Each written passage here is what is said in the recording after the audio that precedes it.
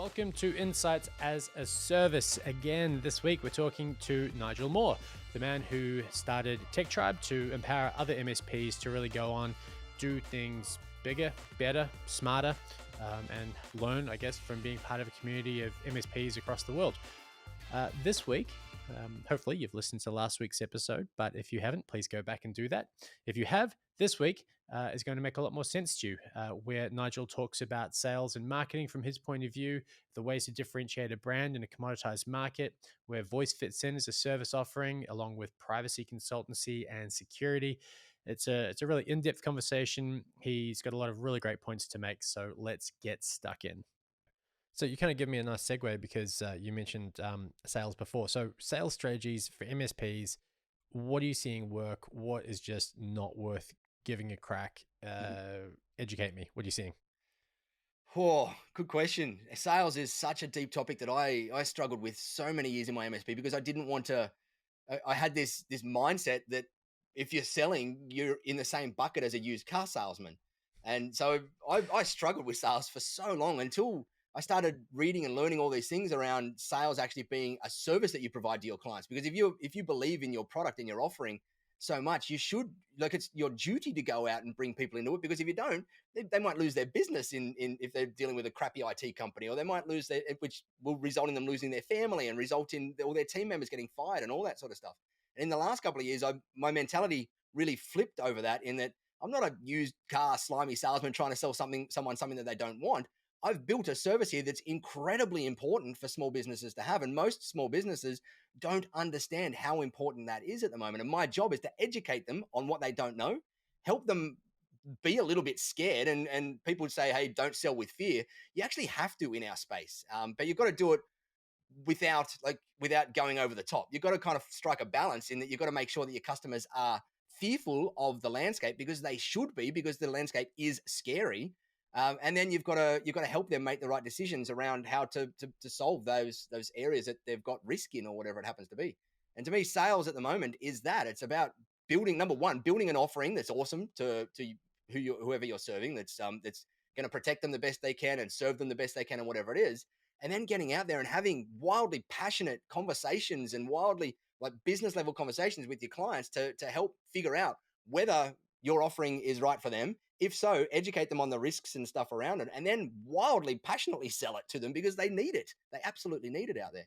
And I know us, like our tech industry, we're mostly extremely introverted people, and so getting out there and doing that sort of stuff can be very scary. And as I said, it was scary for me for a decade. But the more you flip your mindset around to, these people need this, and if they don't, they're going to be the ones that fall victim to the crap out there, then it becomes a duty. It's not something that you're not bundling something up that they don't need. You're selling something that they absolutely, to the core, like you believe to the core that they need, and it's going to help them save their business, help them run a better business, help them be more profitable and innovate faster and do whatever they've got to do better. And when you get to that in the mentality, then the whole sales things becomes easier. There's a million different sales tactics and strategies and processes that can be plugged in once you do that. But it really starts from the belief. You've got to have that belief first that what you've built is amazing and is helpful for them, and they need it. And once you got that, find a strategy that works for you. It might be Sandler, it might be whatever. There's tons of sales training strategies out there. Find whatever works for you and go and use it. Go and use it to go out and do that work and get clients coming in to use your product and come into your product and offering that's going to save their business and it's going to make them better. And that's it. It's kind of simple. We kind of complicate it too much a lot of the time. It is kind of simple, but there's a couple of things to unpack there. One is that, so I like to think along similar lines, like, we're not looking to sell something, we're looking to understand what problem we can help a business solve. That's cool, but from what you're saying, a lot of businesses don't know that they've got a problem to solve because they're completely clueless as to what risks apply. So, okay, cool. That means that you've got to kind of explore a little bit, go through some sort of exploration process. Then you've got to get some sort of unicorn who is both personable and clued up. So that's hard, and especially in this labor market. So then you've got this whole, okay, how do you give them the framework, which is maybe where you come in, to understand how they go through that process to discover the problems that may exist and then where the value can be added for that business. So is that part of what you guys offer? Is that part of the problem that you help solve? we do a little bit of sales training in there, not much. We focus more on marketing training and marketing in there. And the reason being is that we don't do any sales in the Tech Tribe either. Everything like our marketing sells the Tech Tribe, and we don't have. There's no way you can call us up to have a sales call or anything like that. Like it literally, people sign up because of it. And so I'm a big believer in that. The more you can get your marketing to do the work for you, sales nearly becomes irrelevant in the thing, and you end up becoming a like in my MSP, we never did any hard sales out there. Like it was just marketing doing the work for us via our referral systems and our pre-framing of conversations that we had, like the discovery sessions that you're talking about, that did a bit of the work for us. And then, as you said, it was just diving in there and understanding, like, what are your challenges, what are your pain points, and what don't you know at the moment, and then just presenting that to them and doing that to them, getting them, like going through that process with them. In terms of the training around that stuff, like as you said, like trying to hire that person, like the penultimate sales person from an MSP that everyone's trying to find, right? Like it's hard, and it's one of the, as I'll say to most nimble MSPs, it's one of the last roles that you're going to need to hire in your business, because everything else, like your service delivery team and your help desk support and your admin team and your service delivery manager and all that sort of stuff, is going to be much easier for you to solve than your sales team out there.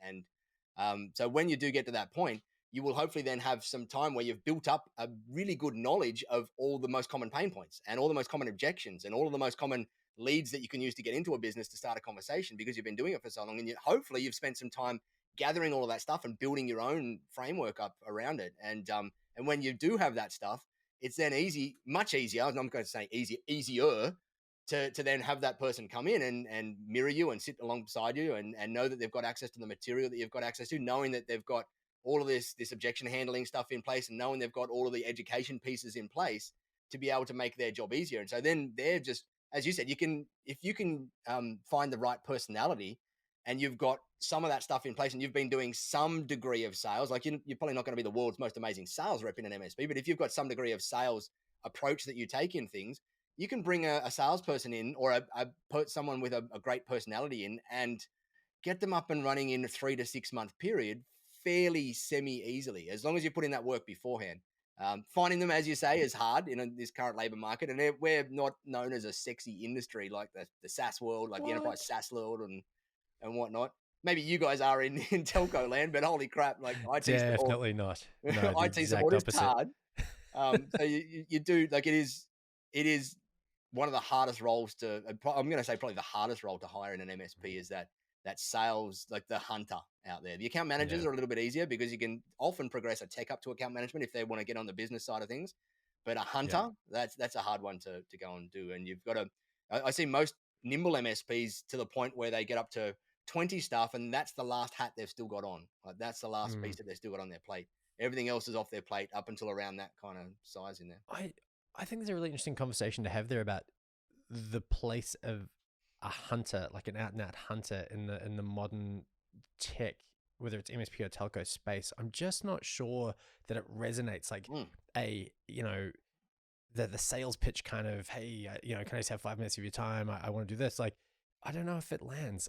I don't know. Maybe I'm I don't know. But it works, but it's just numbers, right? It's so numbers. It's just a numbers game. Like you've got to have 400 of that conversation now. Like, hey, can I just grab a minute? Like 20 years ago, you only needed 10 of that conversation to have a hot lead. Nowadays, it's kind of, people are so immune to that kind of sales approach that it's harder. It still works, and I think it will always work because it's just numbers. But the ratio, like it gets down to where you're far better off investing that time into building an awesome marketing funnel and better education and all of that stuff up front. Top of funnel stuff, and then some really good stuff nurturing in between, which most MSPs, like that middle of the funnel space, most MSPs miss that. And I missed that in my MSP as well, is that like you get someone into your world, you might meet them at a conference, a business conference, or a networking event, or whatever it happens to be. And they come into your world and you have one conversation or two conversations with them, not realizing that the sales cycle in an MSP is so ridiculously bloody long that you've got to have 50 or 20 conversations. And a lot of those conversations can be one-to-many. They can be marketing-based things or autheration-based things in there. But that's where drip feed the real that value is. Right? It's just drip feeding value. There's a million different ratios out there, right? Like for every 5 bits of value, you can throw in a pitch, but like there's no real ratio out there that's the perfect ratio. You just got to go and test and know that you just got to provide a crap ton of value and nurture and educate and ask good questions and have engaging conversations. and make sure that there's an underlying current of no, having it easily available for them to know where to go to next, right? Or what the next level of step or what the next step is in that conversation. And that might be, hey, can we have a conversation around this or that or whatever it happens to be? But that nurturing middle of funnel component is so heavily underdone across the whole landscape. Massively. But I think there's something there too. If you've got this hunter out there kind of pestering, because by definition, that approach needs to be quite full on. Like they can't really take no for an answer, right? They kind of got to keep pushing. And if you've worked hard to create this persona with your business that we're here to help, we're a trusted brand, we're full of value, you talk to us when you're ready and we're going to be here with the answers. But, other than that, sort of on your schedule, and you've got this person representing your brand kind of going, but talk to me now, but talk to me now, but talk to me now. And it's like, does that do damage to the brand? Does it offset the messaging and other parts of the marketing and sales engine? And I'm not saying I'm right, but I think it's worth kind of a discussion. I'm 1,000% with you. And if I had an MSP today, I would be doing whatever I possibly could to not have hunters in my business whatsoever. I would be doing, and nowadays back when I had my MSP, I was okay-ish at marketing, okay to bad, I would say. Nowadays, I'm very confident at marketing. And so I would, if I had an MSP today, or I was consulting with an MSP today, I would be going so front heavy on the marketing side of things to make sure it does all the work so that when conversations are coming in, they're not to a hunter, they're coming to I hate this word as well, the closer, but more a person that's there to, like, the consultative person that's there to help them figure out whether we can help you. Like you've come from our funnel, in whatever way, shape, or form. You've got to the point where you're now having a conversation with us. My goal is to not sell you anything. My goal typically is to filter you out as when we're going to start this conversation off, and then figure out what your challenge is like, what are your struggles and what are your challenges and why have you called us? Why us? Why now? And then prescribe what the best plan of attack is from here, not with a heavy sales hand in there whatsoever. And we talk about this thing every now and then called the anti-sales follow-up in our business. And that's where, when you know what it's like when you might be in a bidding war with a couple of other MSPs for a new client because they've gone out to market, and you go out and everybody goes and does the discovery work, and then they go and throw all these 20-page proposals together, and they go and some MSPs still email the proposals across, which I think is a mistake. But they get all the proposals across, and then it sits in the person's hands, and that person's then got to make a decision. And most people out there go, okay, well, now I've got to do the follow-up. Like, there's the two mistakes people make is, number one, they don't follow up at all, which is cardinal sin. But the second mistake they make is they follow up trying to get the sale. And it's like, hey, can we have a talk? Like, I want to talk about, is it good? Or like, are you ready to sign or whatever?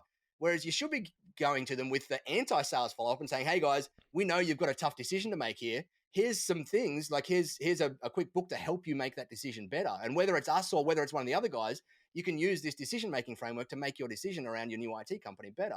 That's going to position you 5 layers above everybody else that's getting on the phone saying, hey, have you read my proposal in there? And that's also that's a great chance for some social proof too, right? Like here's some more valuable content, something that might assist in your decision making, or a matrix that might assist, or some framework, but also, here's some businesses that are in the same vertical or whatever that have had great experiences that would be happy to have a chat. Like something that's not too kind of make a decision and give me a good answer. It's more like, just here's a little bit more, just help, I guess. But something that strikes me as interesting is, so if we're going to rely on the marketing qualified leads, I guess, to drive that sort of sales qualification process, there's probably 2 things. One is the sales qualification process, which we're talking about there. You've got to know who you want to sell to. So you can kind of filter out that, no, you don't fit our market. We don't want to waste your time. We're not best placed to add value to your business here. So here's some other names for you to talk to that are well placed in your range. So you got to know who you're targeting. But the second part is, if you're going to lead with marketing and try and go through the whole process we've just outlined, they have to know what problem they're trying to solve, right? Which kind of gets you to a certain level of business, and whether that's a level of maturity, a level of scale, a level of awareness and in-house knowledge. Is there a size or a scale that you recommend MSPs to target because of the ability to really make your marketing efforts land? Yeah, it really does depend a lot on the MSP, because a 3-4 person MSP can bring on a 3 to 4, 5 person business and still make profits out of it. They're not wildly great profits, and the cost of getting that client is probably going to take a few good money months to pay off. But you've got to start from somewhere, right? And so I think the way it happens is as you, and I've see this across the entire industry as a whole, is as you scale, so does your level of what you allow in as a client scales, and it kind of grows with you. And so when I started my first when I started my MSP, I had home users in there. I had a couple, but not many. When I sold my MSP, we had a qualification process. We had this call called the right fit call, which was a 15-minute call, 9 questions that I would jump on, and we'd do it via a phone call for any inbound leads that came in via referrals or Google ads or whatever it was. And we would do that qualification call really, really quickly. And I had this little piece of paper, we've got it inside the Tech Tribe, that had 9 questions on it, literally just to figure out whether they were an ideal client for us. And if they weren't, we respectfully gave them some areas that they could go and find in there. And I think as any MSP grows, if you're growing in your MSP, that level of the type of client that you're going to let in naturally grows in there. It just naturally grows as you grow. And you realize that you end up getting, I'm not going to say stuck, but you've got people there in your business that don't become aren't an ideal client for you anymore. And you've got to be respectful and move them on. I made a mistake in my business. I've talked about lots of mistakes here, but that's why I love doing what I do. In that, as I grew and scaled, I started to get like the ego started to come into play a little bit with the smaller clients, and I would then, instead of being nice and respectful to them when they called up, I was a little bit rude to them, horribly. Which I look back in hindsight now and I go, man, you were an idiot, Nigel. Like that is just horrible behavior. But I was a little bit rude because, hey, we're growing now. Like you guys are a little bit small for us.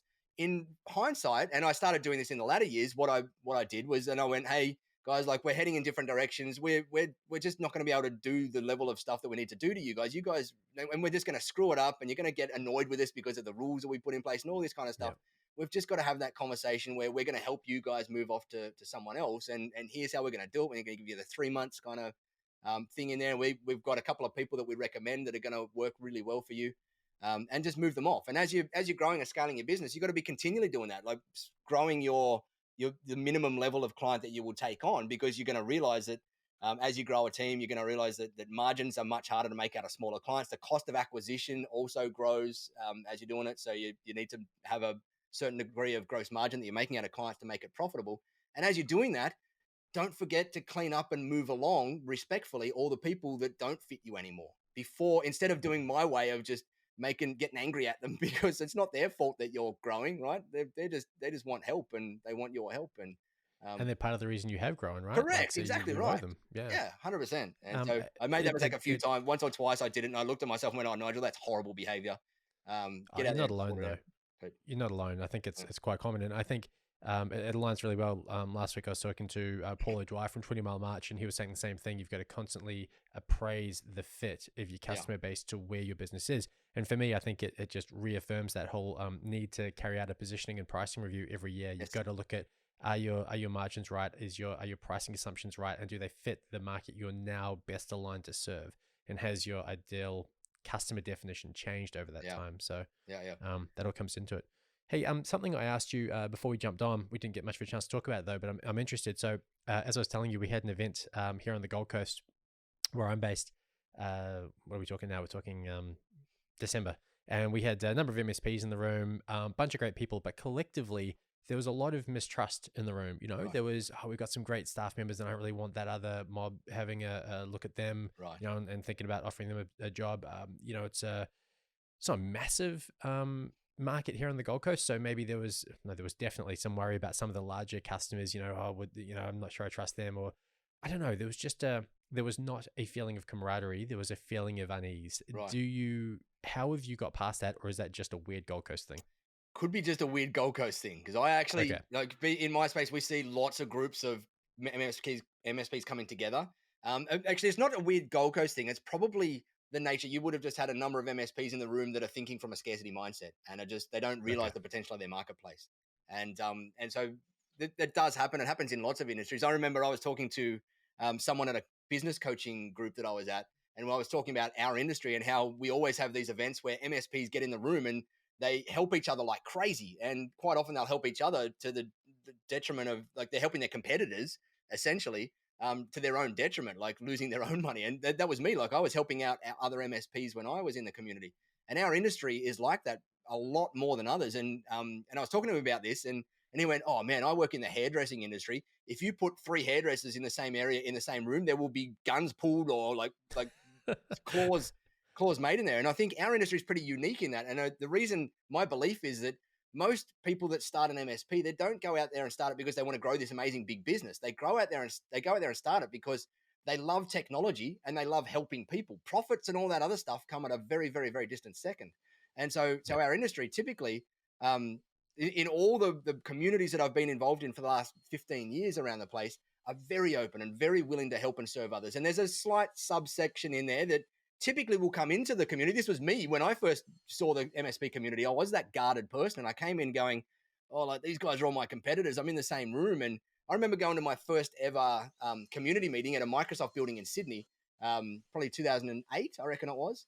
And and I walked in the room and I looked around and I was like, "Oh, these guys are all my competitors in here. I don't even know if I should talk to them, let alone anything." And we're sitting watching a presentation, and then in the break, I kind of stand up the back, and a guy comes up and talks to me, and we start getting into the managed service agreements and stuff like that, and because I was kind of playing around with managed service agreements in 2008, and I'm going, "Oh, I don't want to give this guy too much information because like his competitor," and he goes, "Dude, what's your email address?" And I went, "Oh, like, are you going to spam me or what?" And I give it to him, and he goes, I'm going to send you my managed service agreement and all my pricing setup.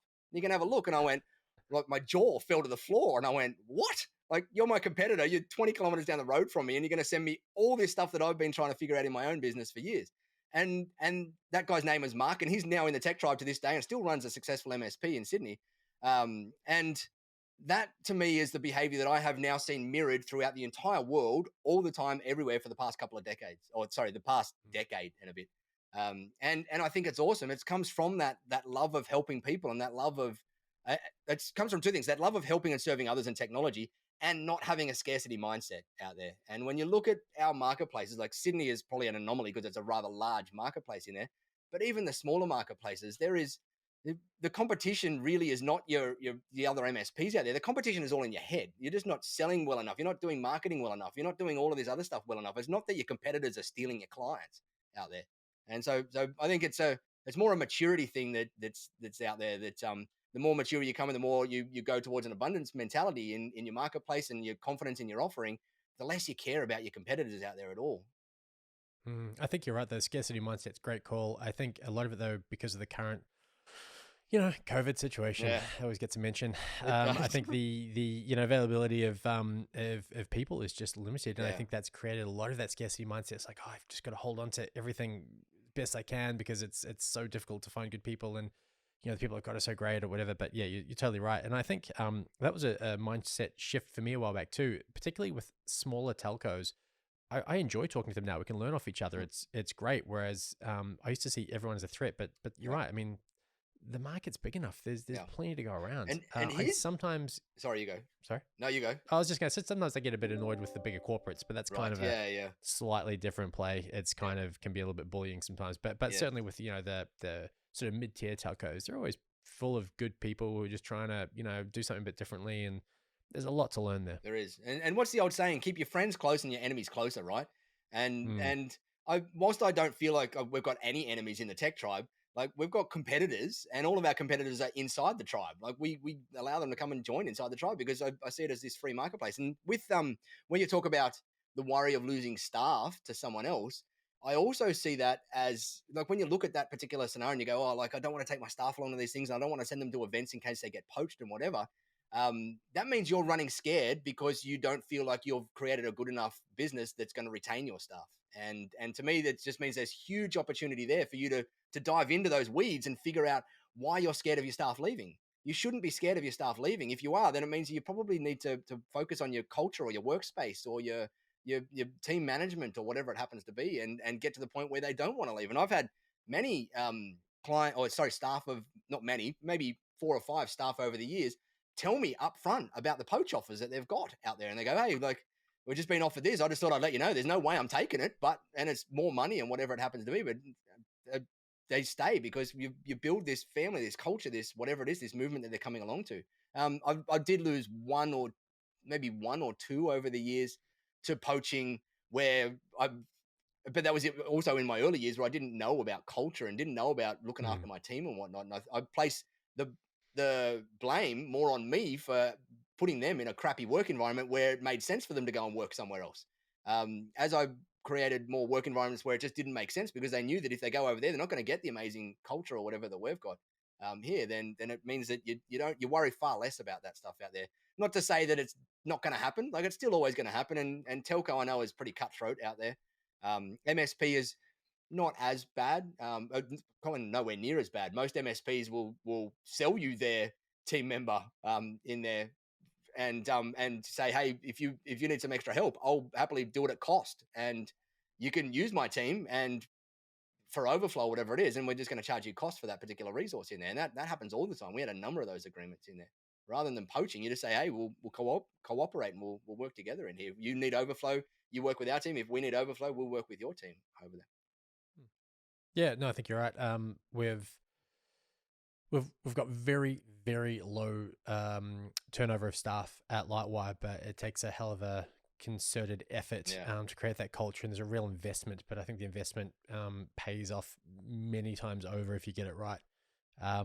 Hey, something that's very close to my heart with my telco hat on. Telco services in the MSP space, particularly voice for me, is an interesting one. What part do you think that plays? What's your advice generally to MSPs around telco services? Yeah, you answer. Coming from someone that I think it was 2012 or something, and this is just we should rebrand this episode into Nigel's mistakes. But I started I started a telco with one of those what are they called? Like it was telco in a box, but it was another one of those ones back then, where an MSP could go and spend 20 grand and get the whole access to the whole everything, the billing engine, the white label everything. And I did all of that. I put the 20 grand in and tried to go and build this business up on the side of my MSP and realized how incredibly different those two business models are. One's typically high volume, low margins. Like telco is typically high volume, lower margins than whatever, and different selling process and different teams that you need and all that kind of stuff.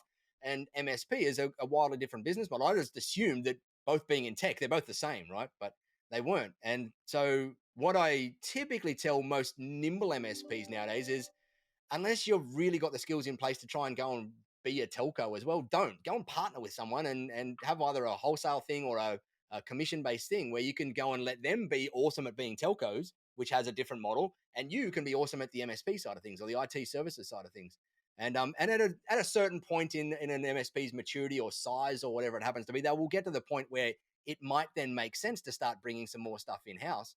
But that's not until you're probably running at 20, 30, 40, 50 staff at that point in time. Like anyone below that, partner. Like don't try and boil the ocean by being an awesome MSP and an awesome telco at the same time and trying to run SIP services and all this kind of stuff, because it just takes your eye off the prize. If you put all of that effort that you go into building out your entire telco side of your business for the tiny margins you're probably going to make unless you've got a good sales team in there, then you're taking all that time and effort and energy away from marketing. And if you you could go and put that time and effort and energy into building these top of funnel and middle of the funnel things that we've been talking about, that's going to drive high margin MSP clients to your business. And then if you've got an awesome telco partner that you can partner with, you then get your trails or whatever it happens to be out of that particular deal. And then in a couple of years' time, when you might be at the point where it makes more sense and the margins and the cross selling and all that stuff makes sense at that point in time, maybe look at bringing it in house. But I, most of the time, I'm an advocate of partnering out there. It's interesting. I think, there's the two models, right? And I'm going to be really careful not to sound salesy here, so I'm going to keep it real short. But I think there's the revenue side, and you got to have some pretty solid scale to do that. But there's the stickiness side, right? Like limiting the churn by giving the competition one less avenue into your customer base. And I think, that's kind of where I typically go to in those conversations. That for me, it's just a safeguard. And you can achieve that through partnering, as long 100%. As the telco you're working with 100%. Isn't into the MSP side, yeah. And so we had that in our MSP. After I shut down the telco and realized, we then found a telco that was just caring about data carriage and voice and all of that sort of stuff, and they did it really, really well. And they were only 25 staff, so they were small, which meant that we could deal with the whole team up and down and whatever. And we just had an agreement. They would send us MSP clients, we would send them telco clients, and we worked with them across loads of our clients out there, putting in big links and small links and DSL and whatever. They didn't ever want to get into the MSP space, and we didn't want to get into the telco space at that point in time. And that partnership was awesome out there. Worked really, really well. That's really from what I see, that's changing too. Like a lot of telcos now are going, where's more margin, Yeah, where's more revenue? yeah. And they're looking at the MSP space, Yeah. and the MSPs are looking at the telco space, like as you did, So there's that real convergence, but I think there's Have you ever seen it? still Oh, sorry, you finish. no. If you're gonna ask if I ever seen it work, Yeah. is that the question? Not yet. Nah. Same I here. think it tends to just piss more people off. Yeah, I Exactly think right. telcos that go into the MSP space just piss off all their MSP Yeah. partners. The MSPs that go in let their customers down. Yep. Not always. I'm sure some have nailed it that I just haven't spoken to. Sure. Yeah. But yeah, it's not a recipe for success. Usually. Yeah. I have as yet not. I've only probably seen it work successfully in one or two situations. I've very, very, very, very, very rarely seen anyone get even good at it. Most of the time, it's bad. A bad experience for the end users, which is ultimately what it's really all about. And so I think most telcos are doing it because they're chasing the dollar out there, not realizing that they're better off chasing the dollar by being a better telco, not by trying to become an MSP. In when you get to a certain size, though, there becomes that whole thing of perhaps buying an MSP and having it all under the same umbrella and whatnot, and running them as separate businesses underneath the same thing. And that can and does work. But when you try and say, okay, we're just going to start an MSP here and we're going to start offering IT services because we're a telco, without having any domain knowledge, without having any experience, without having the team in place to be able to do it, it's a recipe for disaster pretty much every time out there. Yeah, can confirm we're not doing it. So should have checked that first before you just talked about. Oh well, you're safe. So the question that you're talking about as you get bigger, I've got 3 questions there for you. Biggest barriers to scale, MSPs. What stops them getting bigger? This all the head trash. It's all just head trash. But most of it is just not building a marketing engine. Simple as that. Like you've got to.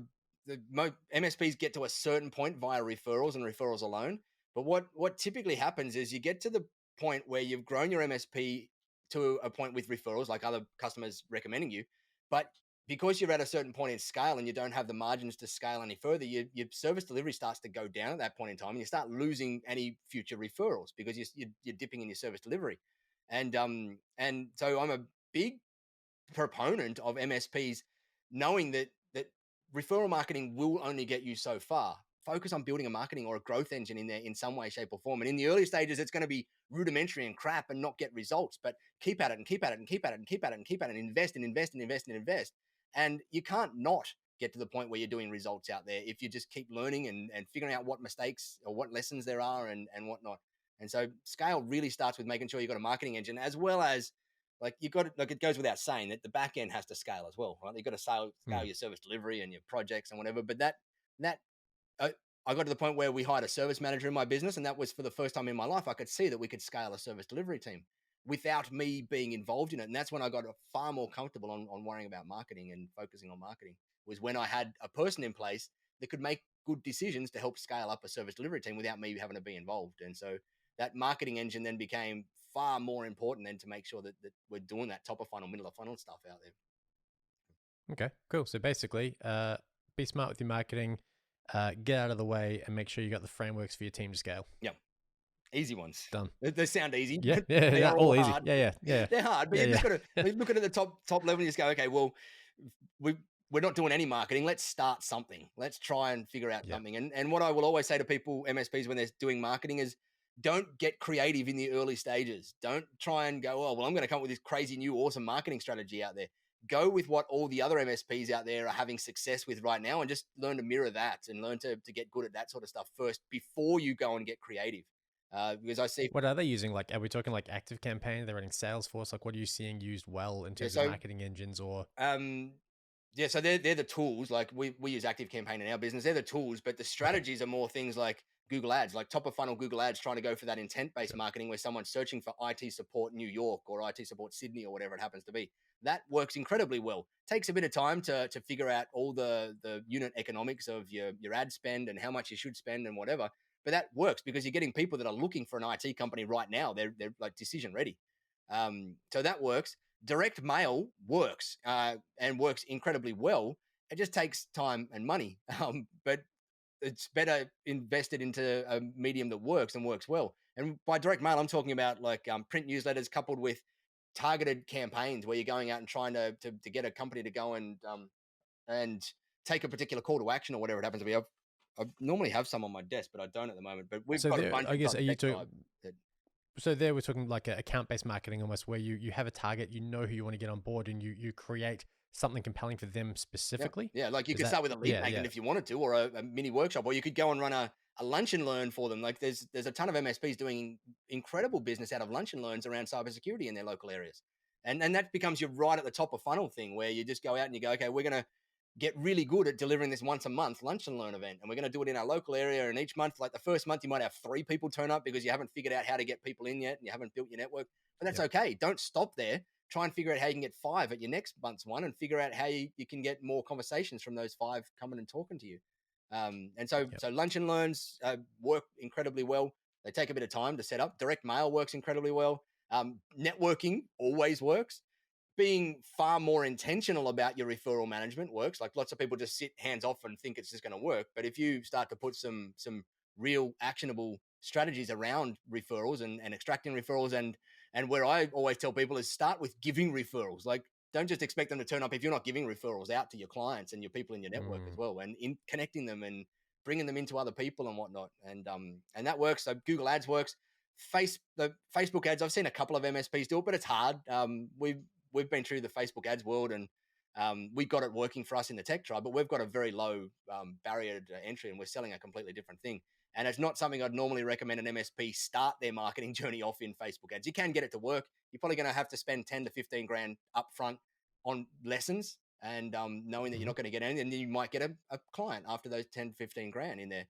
But over time, you can get your costs down to 1 grand to 3 grand, which I'm seeing a lot of people get out of Facebook ads and Google ads and some of those other top of funnel things, like 3 grand cost per What about acquisition. LinkedIn? Do you rate that? Yeah, I haven't seen any MSPs doing advertising like PPC on LinkedIn, but for networking, heck yes, there is a ton of Yeah, MSPs doing it, and we got a big 3 hour 20 something lesson workshop with tons of templates and everything inside the tribe of how to use LinkedIn to go that's cool. and grow your MSP.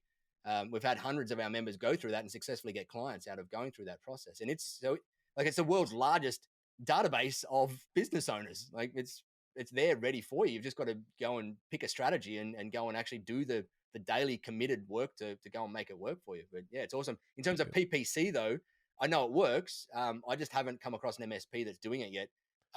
If I had an MSP today, I'd be starting off retargeting on all the networks like Yeah, Facebook, yeah. Google Display Network, LinkedIn, or whatever. Instead of doing top of funnel, I'd be focusing top of funnel on other things to start with, and then once I got good at it and learned those lessons, then I'd start top of funnel in those. I'm really conscious I haven't got you for much longer.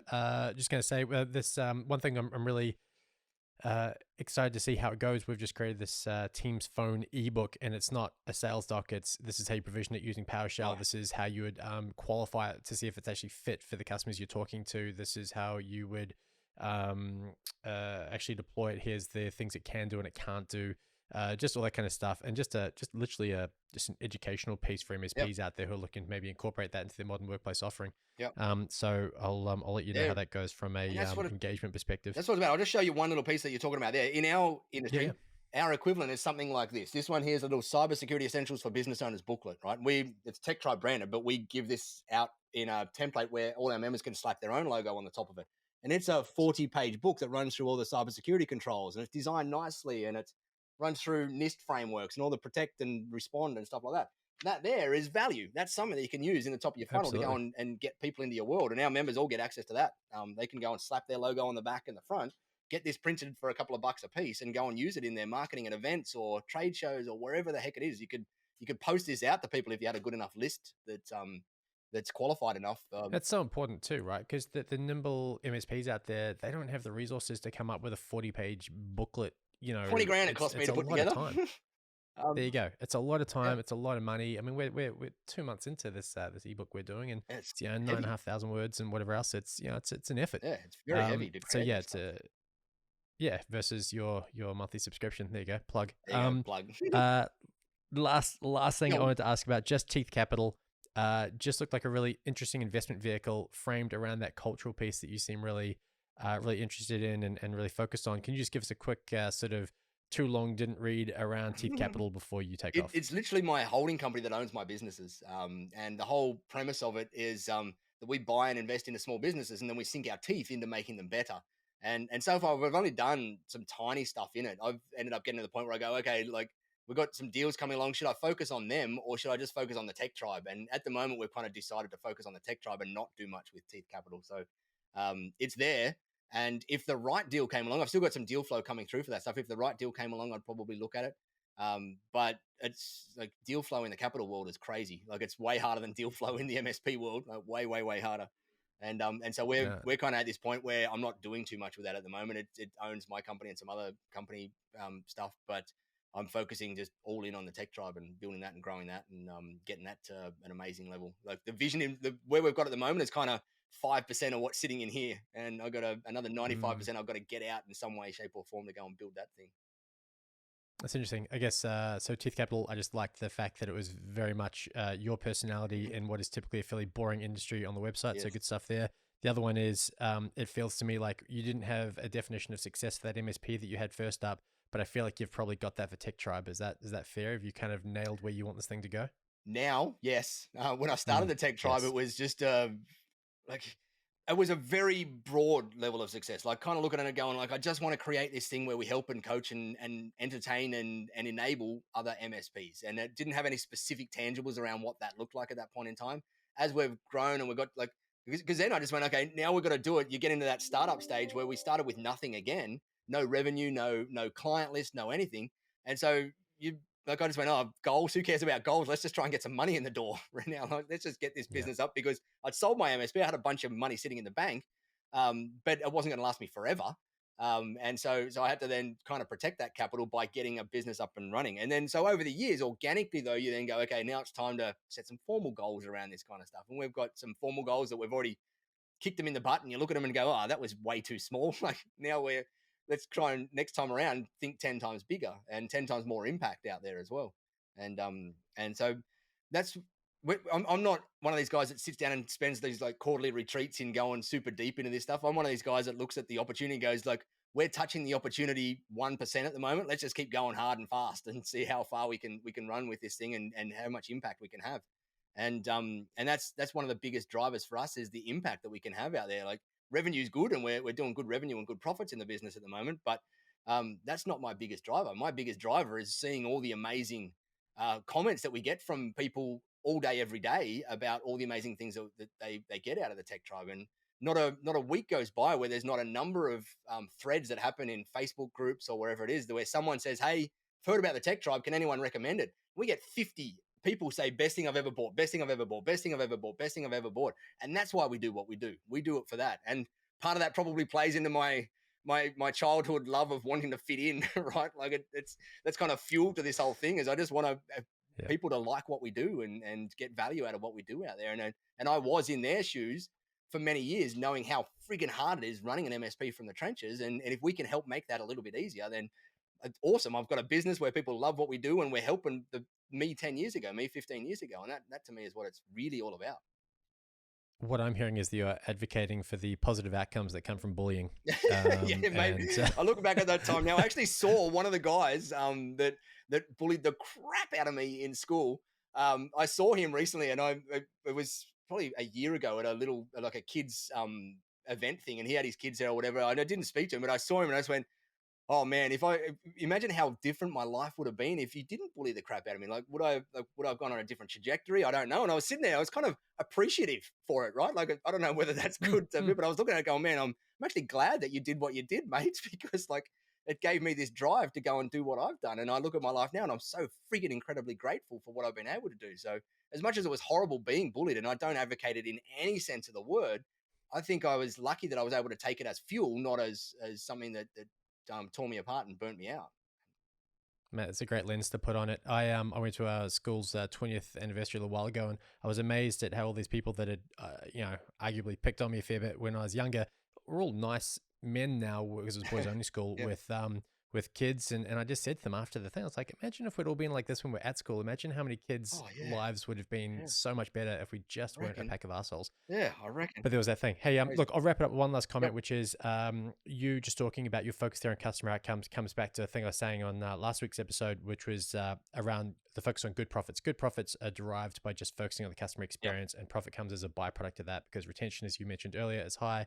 the referrals are high, and you can put a greater value on your price points because of the perceived value in what you're doing. So 100% agree, and that's probably a great place to leave it. And then you can get back to your team. Nigel, thank you so much for joining me. Thank you for having me. And that is it for our conversation with Nigel Moore. Big thanks to him for coming in and sharing his thoughts with us. We'll be back next week. I'll be joined by Nick Phillips, I believe is the plan for this week coming. Yes, it is. Good. So we'll see you again then. In the meantime, as always, Brendan at insightsasaservice.fm, or you can find us on LinkedIn. Any suggestions for topics, always keen to hear them. See you again soon.